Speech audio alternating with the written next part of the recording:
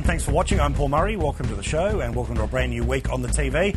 This is a show where we don't just talk about what happened today, but hopefully by the end of our conversation, which tonight involves my colleague Janine Perrott, John Stanley and Peter Fitzsimons, you'll get a better idea of what really happened today. If you are anywhere near Twitter, the way to be part of the conversation is to use the hashtag PMLive. It's not only a chat with me directly here on the show, but also with everyone else who is watching right now. The hashtag PMLive. If email is more your bag and you've got a crackberry, feel free to get in touch directly with me that way as well. No producers, no filters, straight to me. PMLive@skynews.com.au. Or if Facebook is your preferred way of connecting with other people who are watching TV right now, just go searching for Paul Murray Live, like us and spread the word about this hour on the TV. Now, we will get to the day and all of the events very shortly, including an observation about a legal loophole that absolutely must be closed to ensure that the nursing home fire that took place in Sydney at the end of last week would not happen again. And certainly, if anything similar to it happened again, we wouldn't be talking about a death toll, as we currently are this evening, of now 7 people who have died in that heinous criminal act. The courts will take care of that, but there is another matter that we'll get to about that nursing home specifically and for the industry more generally, and I'll get to all of that in a moment. But today, another big victory for the Prime Minister. The mining tax is going to happen. The Greens, while they have some reservations, will end up supporting it. Andrew Wilkie, Robert Oakeshott and Tony Windsor have won concessions here and there, and the thing will now make its way through the Parliament. Now, we will discuss this evening whether this is a good or a bad idea or a good or a reasonable idea for the mining industry. But inside all of this package, and for some reason, this was all connected also to an increase in superannuation. Now, in superannuation in the next couple of years, it will go from the mandatory 9% of your weekly wage, which will be put towards your retirement, up to 12%. Now, the misnomer is that the mining tax and monies raised by the mining tax will actually pay for the increase in superannuation. But that's not the case at all. The Australian Chamber of Commerce and Industry told me today that it will cost $20 billion, this increase in superannuation, and it's not going to be the government that will be paying, it'll be the bosses. And while it's easy for all of us to automatically think that the boss is a moustache-twirling millionaire who sits in a corner glass office and couldn't care what most of us think, of course, for many businesses around the country, in fact something like 10 million businesses around the country, the boss is the person sitting next to you in the ute. The boss is the person who cleans out the shop. The boss is the person who stacks the shelves. The boss is the person who fixes the ink in the photocopier. You see, small businesses have received no major support as a result of the monies that will come out of the mining tax to pay for this measure. What it is that the federal government will have more money to pay the superannuation of people who work for the federal government. People who work for private enterprise like you, maybe in big companies like Sky News, but more likely in small businesses like a mechanics, a newsagent, a bookshop, the local window cleaner. Think about whatever the small business is that you interact with every day, or maybe you own.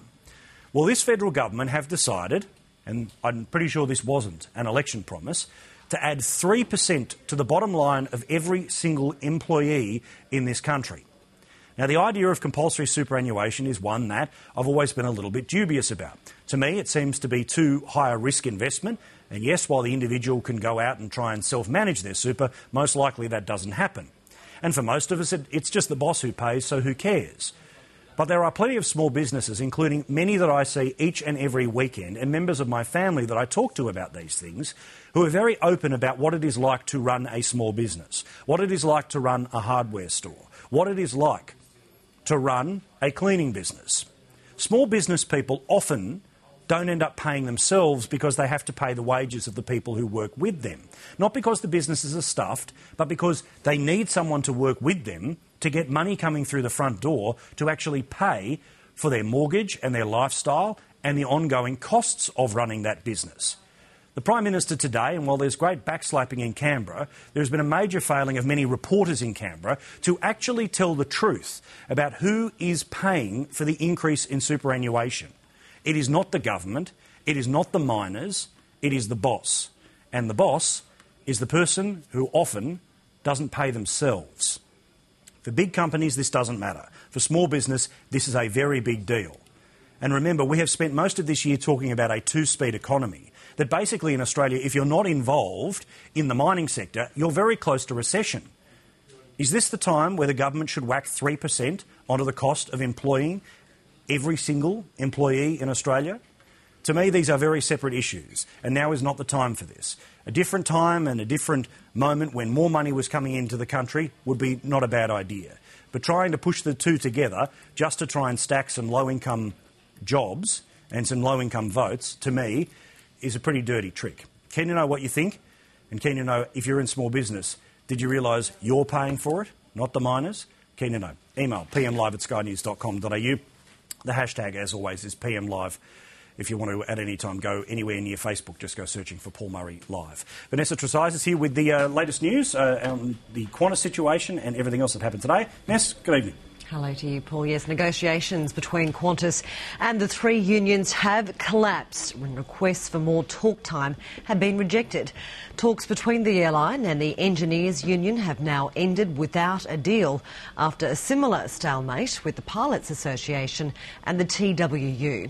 The industrial umpire will now have to decide the outcome as one union keeps open the possibility of a Christmas strike.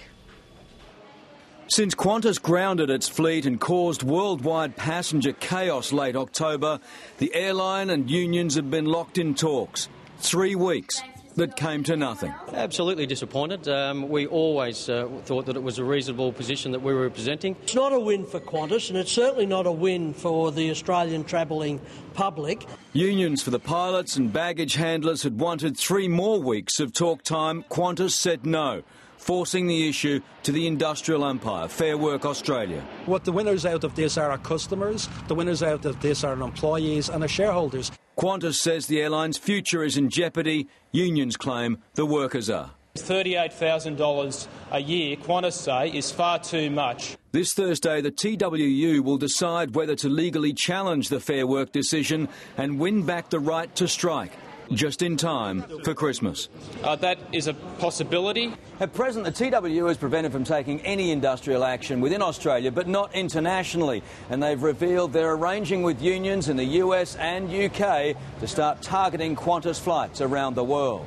And the dispute will drag on, possibly another 6 to 12 months before Fair Work reaches a decision. Passage of the government's mining tax is looking more likely after the government secured the support of 3 crucial independents. Rob Oakeshott and Tony Windsor agreed to back the tax after the government agreed to set up an independent scientific committee to advise governments on coal seam gas.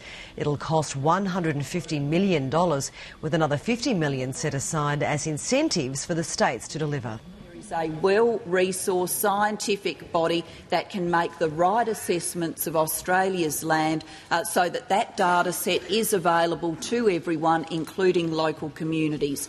And through a national partnership, so we drive state governments up to coordinated best practice standards.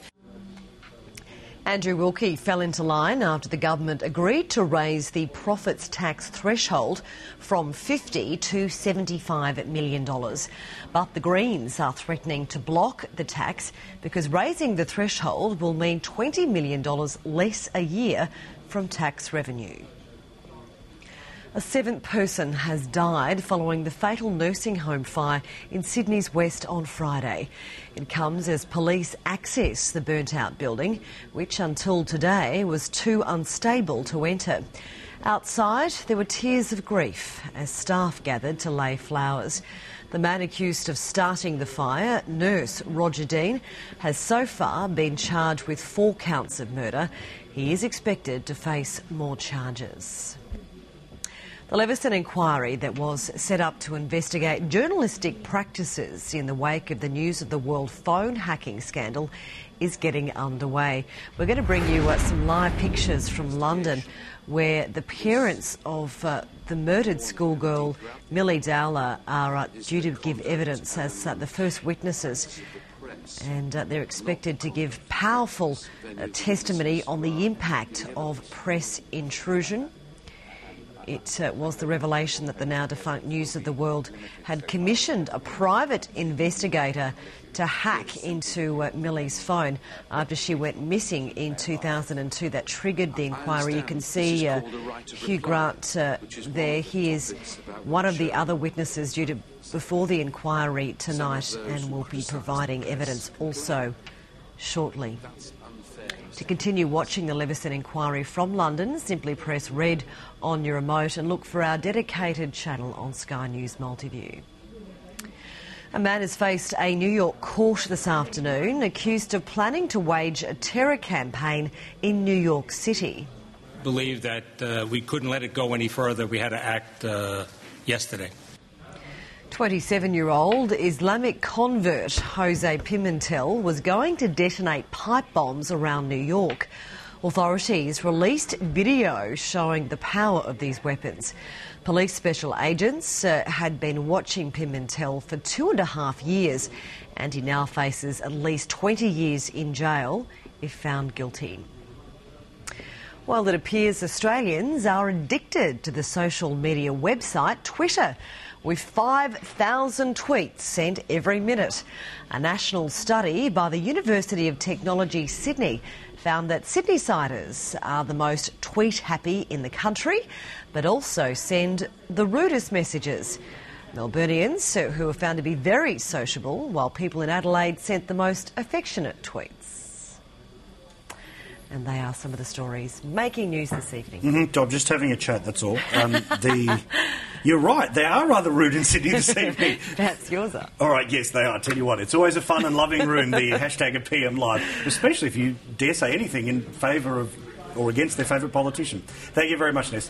If there's any breaking news, including more from the media inquiry, we'll go back to that throughout the program. But remember, if you want to watch it all uninterrupted, the plan at this stage is to have a normal conversation on the air. Then you just press the red button and go searching there up on the Sky News active channels. Now, as Ness just mentioned too, there is this situation of a man that has been charged. He has been charged with the events that took place in Quakers Hill at the nursing home on Friday in Sydney's northwest. However, there is a broader issue that is one that every single state, and most certainly the federal government, should be dealing with and doing that this evening. There is currently a loophole under the planning laws that govern everything to do with nursing homes that means not every single nursing home in the country has sprinklers in the roof. Now, clearly, if there was a sprinkler in the roof or some sort of fire system similar to that, including sort of water aprons and other things that can happen and mists, there are different fire control systems you can put in place. The fire that started in a room and in a separate room definitely would have been put out and absolutely wouldn't have spread. We wouldn't be talking about a death toll that involved 7 people. But the quirk means that basically the only nursing homes in the country that must have sprinklers in the roof are new nursing homes, new aged care facilities. If you're an old private hospital that has now been converted into a nursing home, you don't have to put the sprinklers in the roof. Now, the lesson that has been learnt out of, sadly, tragic fires in Queensland and Victoria is that you don't wait for the federal government to act.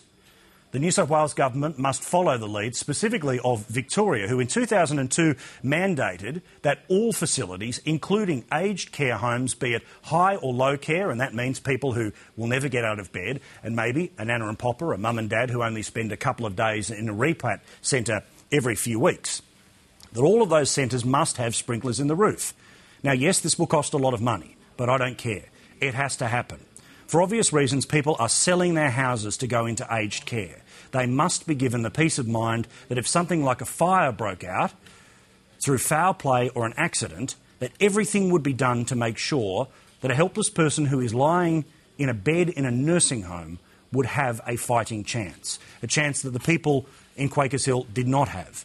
And sadly, it is expected that the death toll will increase from the number 7. Today I got in touch with the Federal Aged Care Minister asking him why won't this just be the national standard, that every single aged care facility in the country has the sprinklers in place. When I hear back from him, I will tell you here on the TV. In the meantime, the state governments can and must do something now. Don't wait for the coronial investigation. That could be another 18 months. Do something now. So the hundreds of thousands of people who are watching us right now who are concerned about their loved ones in aged care would know that the facility is up to scratch, and if a fire broke out, they would survive. Keen to know what you think. The hashtag PM Live. We'll take a break and we'll pick up all of this and a whole lot more after the break. We are live across the country, only on Sky News.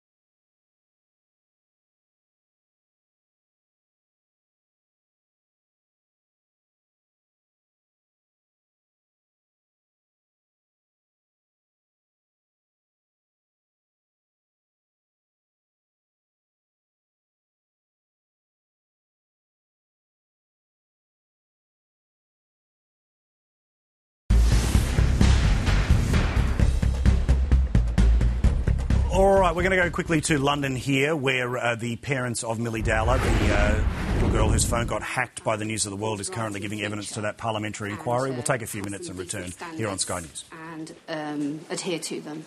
Thank you very much. If you just wait there, Mr Jay will have some further questions. Well, it's obviously fitting that you should be the inquiry's first witnesses. I'm going to ask you, first of all, to deal with paragraph 7 of your witness statement, please. And this is the private walk which occurred in May of 2002. Do you follow me? Yes. Can I ask you, please, to tell us about that in your own words? You say it wasn't a formally organised walk. No. What was its purpose, please?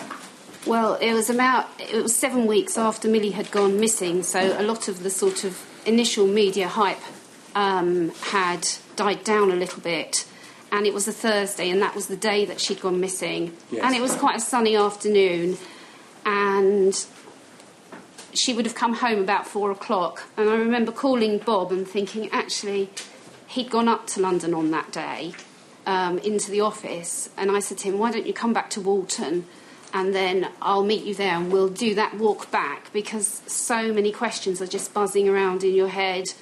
Why didn't anyone see her, etc., etc. And it was a very last-minute arrangement, so it was maybe an hour or two before that I phoned Bob and said, look, I want to do this. I'm going to meet you at the station and we'll walk back together. Yes. Previously, there had been a lot of press and things at the station, but now it had calmed down a bit, and when we actually got there, there was no one there. It was empty. Yes. So simply one of the police officers that I was working with was one of our FLOs dropped me up the station. I met Bob, and then we just basically quietly retraced her steps, and no one was really around, so it was very much like the day she'd actually gone missing. And we put out missing leaflets with her photograph and a telephone number on, and that number had been changed, and I was checking the posters to see if the number, if the right poster was up, and as I walked along I was sort of touching the posters. And we walked back to our house, which is maybe 3/4 of a mile, something like that. And that was on the Thursday. And then on the Sunday, that photograph appeared in the News of the World. And I can remember seeing it, and I was really cross because we didn't see anyone. They'd obviously taken the picture with some sort of telephoto lens. How on earth did they know? We were doing that walk on that day, and it just felt like such an intrusion into a really, really private grief moment, really. Yes. And so it goes without saying, you were completely unaware at the time that people were watching you, as it were. Yes, absolutely. Well, we have the article. I'm not going to ask that it be put on the screen, but as you know, it's exhibited to your witness statement.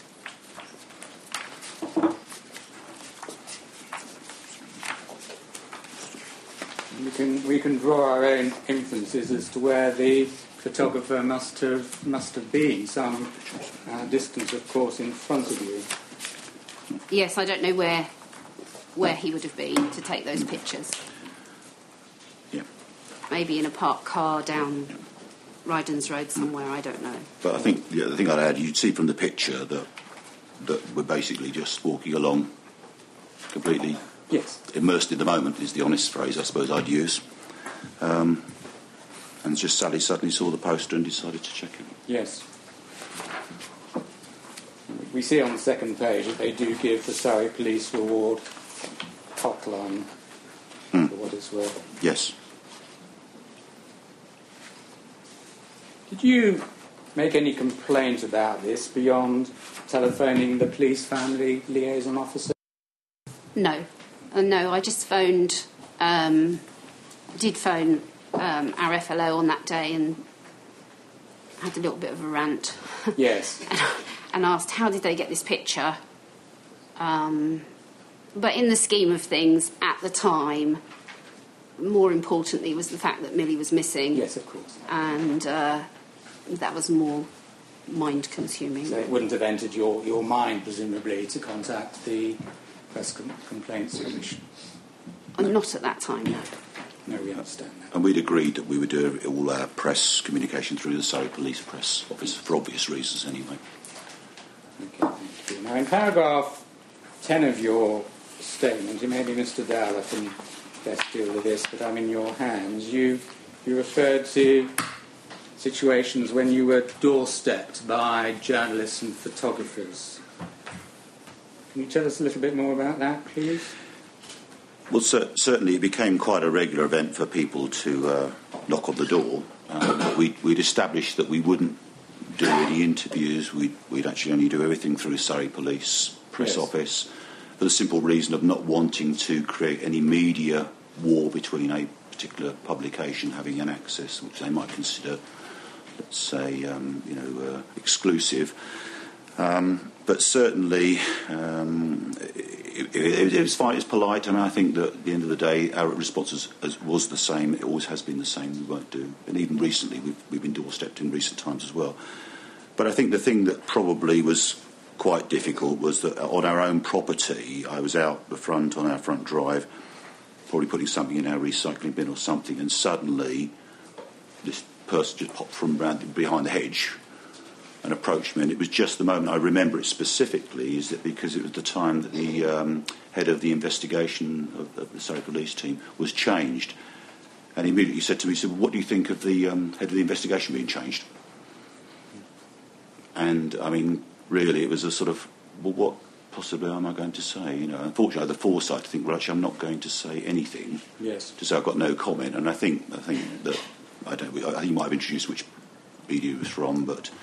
I think something, appeared in the paper probably the next day to say, Mr. Dowler said no comment or something to that effect. But for the simple reason that obviously, as we said, just to try and avoid giving specifics. Once you engage in one question, then there's a next question, and then you're engaged in the discussion, and that, I guess, de facto becomes an interview, doesn't it? Yes. Yeah, I think in fact every time we went out the front door, it's like you had to be on guard. Because someone might be there and they would come up to you when you're least expecting it. So as you're sort of lifting stuff in and out of the car or something, and then they'll fire a question at you without introducing themselves, and so you have to train yourself not to answer. Yes.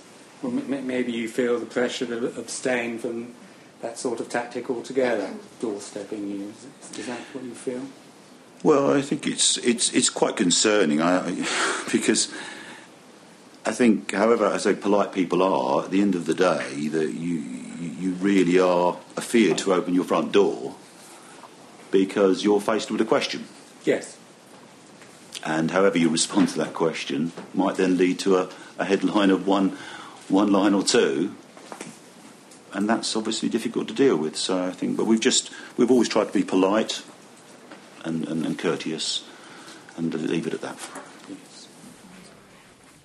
All right, that continues now on Multiview. If you do want to watch it live and want to watch every element of that inquiry, please hit the red button. You'll be able to watch it live. In the meantime, if there's any significant moments, we will, of course, cross to them live and certainly have them for you here on Sky News. So you're not going to miss anything in the next few minutes. But I want to get to our panel, which this evening is the award-winning author. And I say award-winning because not just as an author, but as an Australian as well. Peter Fitzsimons, the panel united, sir. How are you?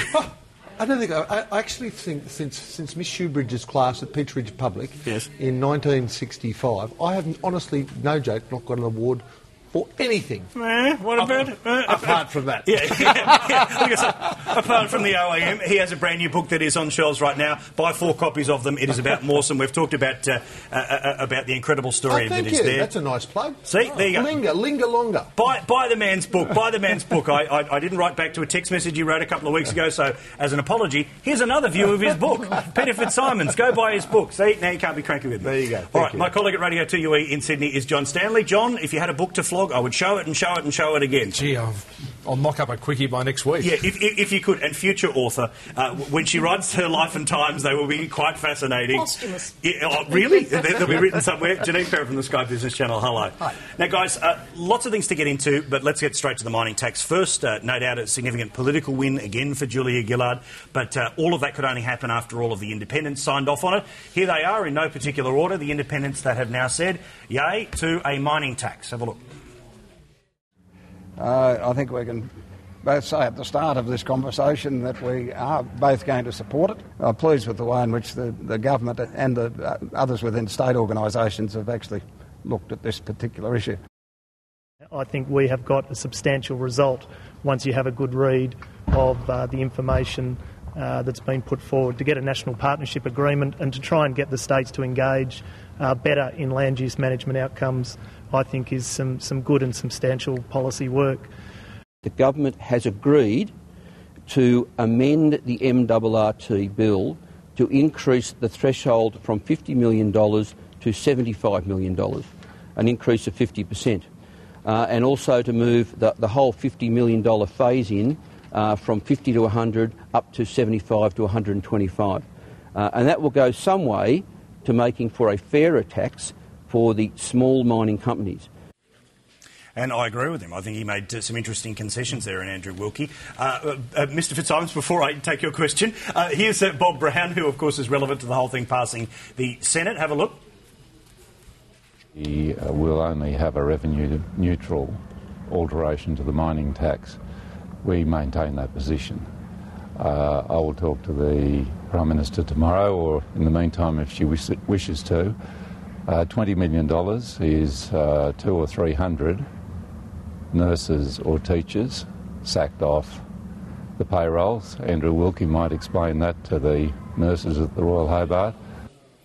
And in surprising breaking news, it looks unlikely that there's actually going to be any support from Tony Abbott. Here's what he had to say in Canberra today. I understand that the independents might be moving some amendments. We'll consider those amendments when we see them. But whatever happens, we will be opposing this tax in opposition, and we will be rescinding it in government should we get the chance. All right, Peter, your hand was in the air. I was just going to say with Rob Oakeshott, what a relief it was not for him to go for 17 minutes. Well, I want to talk to you about my first day at school. I know I want to talk to you about this and that. And finally, after 17 minutes, come out with a decision. He was actually pretty much straightforward on it. Can I just ask one quick question on Tony Abbott?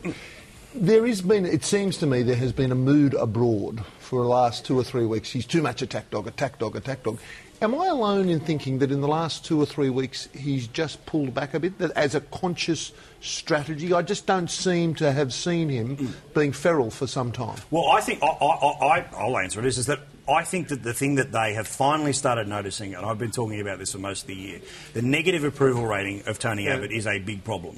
The fact that when in the party to party, the Libs were so far in front, but the preferred Prime Minister was Tony Abbott by about 2 points. That's a big problem. I don't know whether he's gone positive in the past little while, but just... He was hardly positive there on the mining tax. Hating to bring it back to the mining tax, but let's just get back to the mining tax. Are you happy? You've been saying they need to repeal it, which I think ain't going to happen. You've been saying I am a bit happy. I've always been for a mining tax. I think there should be. And can I say it started off the mining industry was for a mining tax. So, look, anything is better than nothing. It's a good start. There are some problems, and I don't even mind the $50 to $75 million threshold. Only loses about $100 million. It still doesn't solve the problem of the mining royalties, which are going to be an ongoing problem, which was why they wanted to do a mining tax and replace it. But once you've got this in, I'm assuming people can tinker with it. I don't think there'll be any will to repeal it, and I don't know how he's going to pay for everything else if he does. Now, does it kick in, because there seems to be some confusion about all of this, does it kick in upon the profits that you make on an individual mine? Because the concern that obviously Jenny Reinhardt and others have had, which was, well, hang on, it costs us so much money to actually find the stuff. If you're taxing us while we're trying to find the stuff, that's not fair. I won't say I'm an expert on this because even Treasury hasn't given the exact estimates yet, but it seems to be that legitimately you can write off the costs of the mines you're there to stop it being classed as a retrospective tax. Right. That has always been thus. I mean, Twiggy Forrest has never paid a cent of corporate tax because that's how the mining tax system works. So that is not unusual on it, but I think within, whatever year, in about 5 years, 6 years, the bulk of this is going to be coming from only 20 or 30 top companies. So it is going to hit the big companies. Twiggy's claim that it's not, they won't pay a cent, is actually not correct. So, John, do you like it? Is it going to work? Because there's the whole superannuation thing, separate debate, and I'll get to that one. Yeah, look, I think it's a good thing. I think it's an example of a hung parliament actually working well, minority government working well, because Windsor in particular has been very impressive during the last year, and he has got some good concessions on coal seam gas. People are concerned about that. That wouldn't have happened if the independents didn't have a say.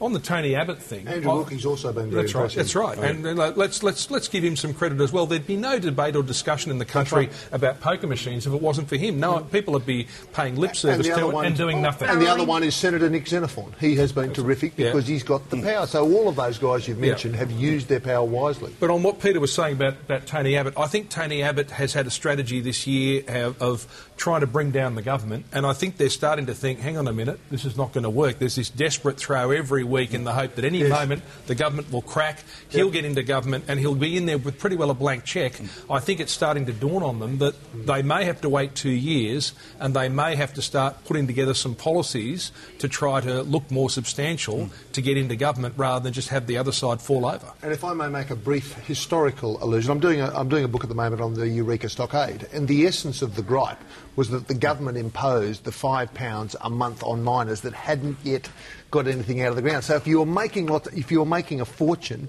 you're okay. But the guys that couldn't pay it, they were the ones that were up in arms. So they moved it to the tax became on that which was exported overseas, which is a much wiser tax. On the superannuation stuff, now, it's obviously the clever politics and all the rest, that they decided to, the Prime Minister whacked in there the idea that superannuation will go from 9% to 12%. It'll happen within a couple of years.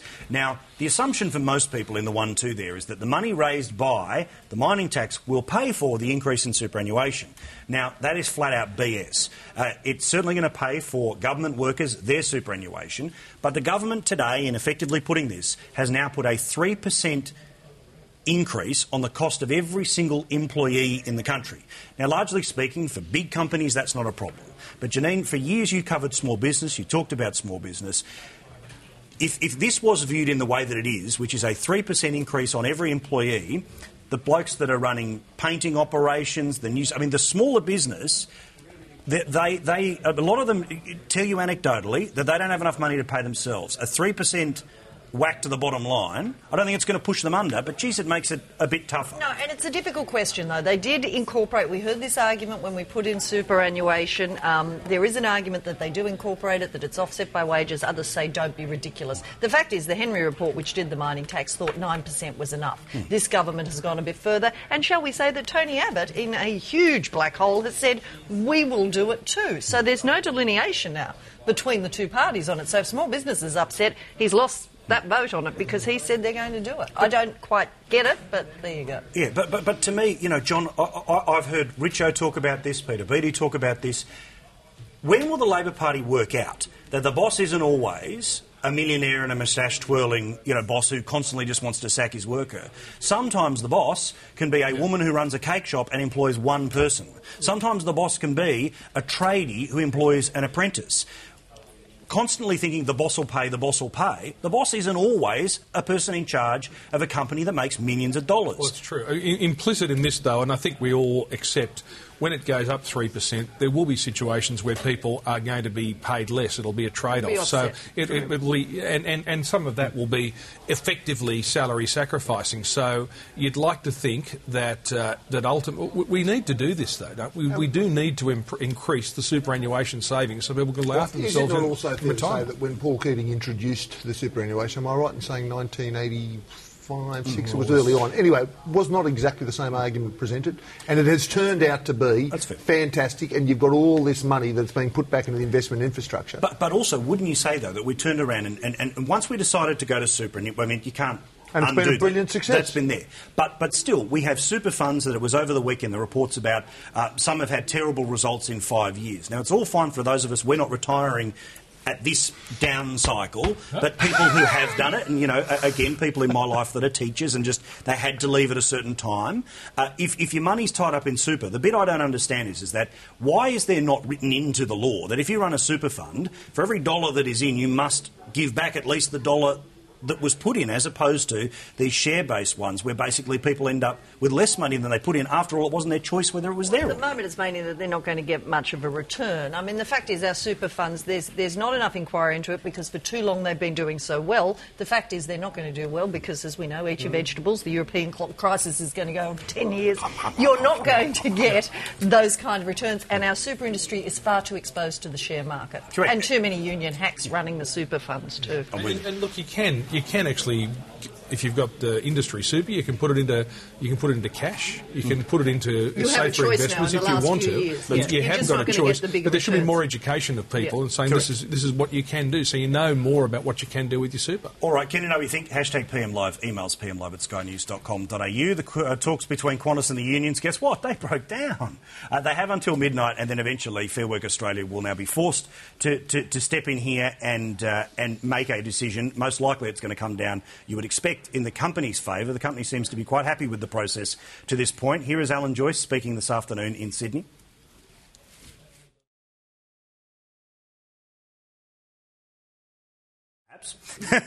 Anyway, that you understand it. I have two important flights that I've got to make. One this Friday, one Friday, Thursday week. Yes. Now, here's my question. Are those flights threatened right now? No.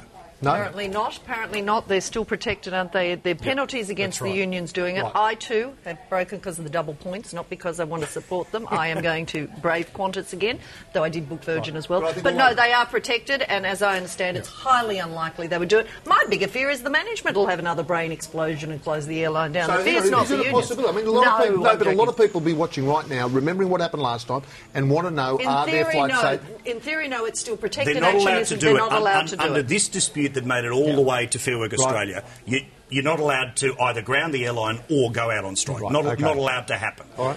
But whether a sudden new dispute happens to break up in the next couple of days. They said the pilots are unlikely to do it. You'd like to see what the actual bookings are for Qantas now for the next couple of months and how much damage they've copped from the closure. We all criticised the closure of the airline by Qantas. I think it was the wrong thing to do. But the strategy has always been from Alan Joyce to engineer this in such a way that it goes to Fair Work Australia. Absolutely. That's what they want. Well, they're offering double points, $380 flights to Hong Kong. Right. They're throwing everything they can. $380. They had a deal last week, one way to Hong Kong. When are you going? Oh, Hong Kong. So how do they? Hang on, how does anybody turn a profit Or New on Zealand, that? no. We're on air in New Zealand. Janine, how does anybody turn a profit on the 380? What's the idea? Well, they're not. They're loss leading. It's a way to get us back, and that's why one day it'll be interesting to see what the real cost of this dispute was. And if anybody was stranded, my idea is that free ticket, don't take a cheap flight to Melbourne. Go to Darwin and really make them pay. Can you just declare every time you talk about this that you had to get that train from Melbourne? It's not I think there's a certain seething bitterness that's still there. It's not. I never thought Alan Joyce was the right man for the job. John Borghetti. All right, keen to know what you think. The hashtag is PM Live. Emails pmlive@skynews.com.au. We'll take a break in a moment, but the other story worth talking about is a fascinating one today that was all over the News Limited papers. 60,000 illegal immigrants are currently in the country. They've overstayed their visas. And guess what? The majority of them are from the UK and the United States. No massive surprise there. Now, Peter, often we have spoken about how silly sometimes it gets that when 100 boats bump into the side of the country, this is the greatest attack on our freedoms of all time. There are 60,000 people from within who have overstayed their visas. If the boats are a problem, what are the people that have overstayed their visas? It is fascinating. Of the 60,000, how many are them from the UK and USA? I don't know the exact number. 20,000, wasn't it? It was equally ludicrous. We remember most of them were American. Well, post-Tampa, I remember Peter Reith. Remember Peter Reith was saying that terrorists are going to be in these boats, whereas the answer is, if you're a serious terrorist, you'd be sitting up the front sipping champagne from the pointy end of a big jumbo jet, and that's the way you'd fly in rather than on a leaky boat. Well, that's the whole thing. I mean, we've talked about this before, is that the real problem, and I'm loath to use the term because I don't, is the people overstaying visas, the thousands of people that are working that shouldn't be. These people are in the cash economy, these 60,000 people. These are the people that are mucking around with the country as much as anyone else, John, don't you think? Yeah, but the argument is that they come in with passports and with visas which they overstay. The people on the boats are people who throw away their passports and so what does it say about enforcement, that when your visa rings out, somebody doesn't call your phone? Actually, I just want to clarify that the 20,000 were people who've stayed more than a decade. That was the scary figure. Yeah. That is not much enforcement, is it? No, that's a decade. But you would think that if you have a passport, your ability to be tracked to a certain point in time. So to me, all of the hysteria that we often talk about with these things, yet where was this story today? Sort of big paper story and sort of went nowhere else. If it was a boat or the 250th boat arrival, and no doubt everyone yelling at us on Twitter right now about why it's Talkback Radio different. could have picked it up. Well, one person on Talkback Radio did say what he just said, between 3 and 6 on TUE in Sydney. Go online at tue.com.au. We'll take a break, and in a moment's time we're going to talk about Matthew Newton, who made an appearance on A Current Affair tonight. Full 30 minutes. It'll be interesting to see what the panel thinks, but I'm always keen to know what you think. Hashtag PM Live, as we try and find out during the break exactly why does Janine hate Hong Kong. More in a sec. All right, I'm here in conversation. That's an interesting reason. Here in conversation with Janine Perrott, with John Stanley and with Peter Fitzsimons. On A Current Affair this evening, a full 27 minutes without an ad, a sit-down conversation with Matthew Newton. Here's part of it. You can watch the whole thing on their website, but just to give you some context, what did he have to say about his health and his life and the things that he still to this day should be very ashamed of? Have a look. Manic phases can also be very self-destructive, self-harm, panic, confusion, frenzy. There's a lot of noise. It's like you've got a stereo in that corner and a stereo in that corner, and one of them's blasting Mozart and one of them's blasting Metallica, and you're standing in the middle of the room trying to do a complicated mathematical equation. I've done a lot of damage to myself. I've knocked my head around a lot. I've punched myself in the eye, so I shattered that little bone up there. I cracked that bone. So this eye doesn't kind of open. I mean, it's fine when I'm just normal, but it sort of doesn't open quite as wide as the other one. I've hit my jaw, I've dislocated my jaw. Harming anyone is horrible. It's intolerable to harm a woman. It's intolerable to harm your best friend, several of your best friends, and it's intolerable to harm yourself. And I've done all of those things, and I utterly regret it. Did you do drugs and drink before you went into rehab, or are you saying you didn't? I'm not going to sit here and, have you ever done drugs in your life? No, never.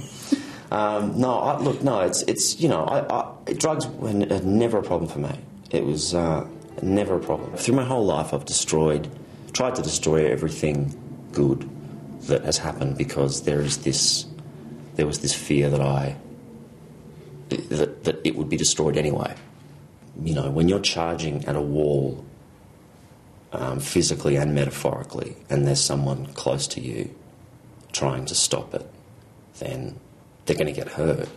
But the target of my destruction, my violence was always myself. All right, now it is evident before that interview that Matthew Newton is mentally ill, that he has carried scars and difficulties for a long time, that he is better for his experience of going through rehab and being put back together. We're not going to sit here in judgment about the person and about whether that was real or not. For very obvious reasons, he has been a very sick man for a while. I want him to get healthy, but I also want him to move on with his life, in that I think I'm not interested in the rehabilitation of the celebrity. I think the best thing for the bloke is to pack his bags and take his considerable talent, which is obvious and undeniable, and go to LA. Go and act on the stage in London. Go and act on the stage in New York. But go away from a place where 27 minutes of national television is interviewing about the shameful things that have happened in your life. Now, there are things that can never be excused about his life, and he admitted to those, about hurting girlfriends, about hurting friends. But those are things that clearly, to this day, are matters between him and those people, and we should always and never forget that Rachel Taylor has never let this bloke off the hook whatsoever. But you sat there, Fitz, you watched the full 27 minutes. I thought it was appalling television, and I watched every second of it. I started out thinking, I hate this. And one of those things like when there's appalling television and there's magnetically appalling. And, Tracy did a good job, and he came across as, I must say, curiously likeable, given what he's done. I think he's a fantastic actor. But they talk about the line death porn, where, there's a terrible accident that happens, and the journalism focuses on tell me the grisly details of the death, and you just feel, even though it's fascinating, you just want to pull back. This was mental ill porn. Mm-hmm. It was like, just how stuffed in the head are you? Well, I'm pretty stuffed in the head. No, really, how? And what's it like? Yeah, and I've done this and I've done that and I've done all that. And as I say, I watched every minute of it. The first ad came 3 minutes to 7, wow. And so they didn't make a lot of money out of it, but their ratings will go up. And anyway, I ended up liking him. But it's that thing, John, you didn't see the full conversation. I didn't see the whole conversation, But no. there is the debate about whether it should or shouldn't have happened. What do you think? Oh, look, I haven't got a problem necessarily with it being on air, because people can watch it. If they don't want to watch it, they don't have to watch it. Is he okay? Do we know if he's... Seemingly if okay. He's, because, look, you look at him and you think he's got so many... He's had every break. He's got extraordinary talent. He's been given so many chances. And I think, as you say, I mean... What he did, some of the things he did, I think are unforgivable. But what Paul's, I think you said today, you go off to LA, and I think that makes some sense because I've seen him on stage, and I think he's one of the best stage actors I've ever seen. He's amazingly talented. He can do so many different things. There are all of so many of us that love Bert, and I love Bert and I love Paddy, and for them, you want him. It's not just for him, but they're such good people. And I suspect very good parents. And he was pretty upfront about it. He said, look, nothing coming from my parents here. It's all me. They were very good parents to me. Well, but it is that thing too, Janine, where clearly his talent doesn't excuse the things that have happened, but it's up to other people to charge or not charge or whatever. I mean, those things come and go. But in terms of what he should do for the rest of his life, is that, as I say, just pack it up, and the most positive thing you can do is get away from a country where... We're talking about this on a news show, and there was 27 minutes of chat about it on TV. I agree, but if he gets any success there, he'll be doing exactly the same thing because we're importing. I was just going to say, this is really, in this day and age, you can't not have a half an hour with someone who wants to give that kind of interview. This is what American celebrity is. They'll do it there. They'll do it in London as well. So, but I suppose what I'm saying is that he's not a Kardashian. He's an actually talented No, he's not, person. and that's fine. But this is part of celebrity in this day and age. And I just want to say congratulations to ACCA because it was their 40th anniversary week, and good on Tracy and them for doing it. And it's not their fault. He's an adult. Who's the best ACCA host in the last 40 years? Well, Tracy's a friend of mine, so I'd go That's Tracy. not But that's I not like what my Ray question Martin. was. I don't know, they were all different. I thought Mike Willesee was fantastic. I like John Event Which night? Oh, charming. They were all terrific. They all brought their own special... Janine Perrott, everybody's friend. Tune in. All right, let's now quickly before we go, still in the world of telly, we have to talk about this. Kerry-Anne Kennerley looks like she's going to get the bounce from Channel 9, or certainly her show on Channel 9. Now, no doubt, he's hoping she finds a job somewhere else, but has she been unfairly treated, Fitz? In 1999 was the last incarnation of the midday show, and I was the Sydney Morning Herald reporter sent on a Friday, and she came out, and it was like an RSL show on steroids. You know, it was, but it was fantastic. It was a great show. And she came out, and her final number, Kerry-Anne came out in the sequence, the whole thing, and she did. I'm actually not start spreading the news. It was I Will Survive. Yeah. Gloria Gaynor, I Will Survive, and I looked at her and I thought, you will survive. And I say now, like, I think, you know, she's clearly coming to the end of her days, but Kerry-Anne will be around. She'll dance on our grave, Kerry-Anne. I'm just going to pick up on that coming to the end of her days, because there's been a big debate going on about older women in television. Not that I think Kerry-Anne's older, you know, I think, you know, we're all young at heart.